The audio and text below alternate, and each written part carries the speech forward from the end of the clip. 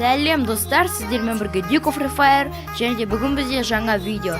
Яғни жаңа өте әдемі бір костюмды қалай алу керектігін көрсетемін, және де пасхальный яйцоларды қай жерден және қалай жинау керектігін көрсететін боламын. Егер де видео қызық болса, ары қарай жалғастырамыз. Ендеше ал кеттік.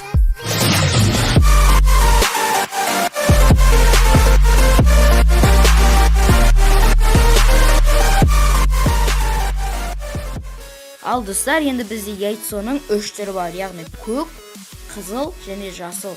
Олар енді ең оңай көк, содан кейін қызыл, сосын барып жасыл кетеді. Жаңағыдай айтып өткенімдей, ең оңай көк, ол көкті кез келген жерде алуға болады, яғни лут секілді кез келген жерде жатады.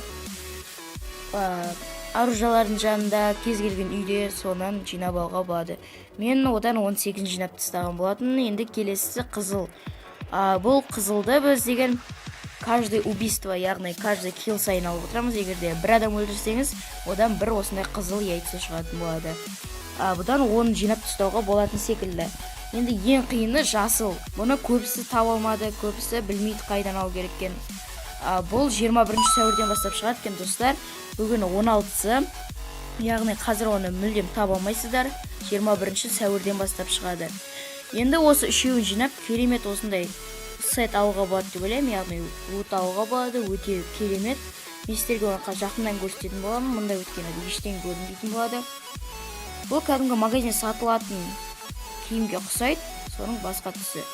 Яғни бұл костюм, одежда костюм алып, менен космонавттың киімі.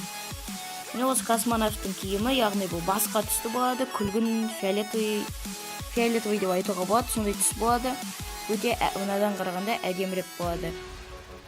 Енді достар, енді тегін болғандықтан бұны жинап тастауға болады деп ойлаймын. Оңай, міне уже мен жинауға кішкене қалдым. Енді 21 сәуірден бастап енді жасылды жинай бастаймын. Достар, егерде видео ұнаса, қызықты, яғни керек ақпарат білсеңіздер, онда лайк басып каналға подписаться етіңіздер. Ендеше сіздермен бірге болған Duke of Free Fire, күндеріңіз сәтті өтсін. Сау болыңыздар.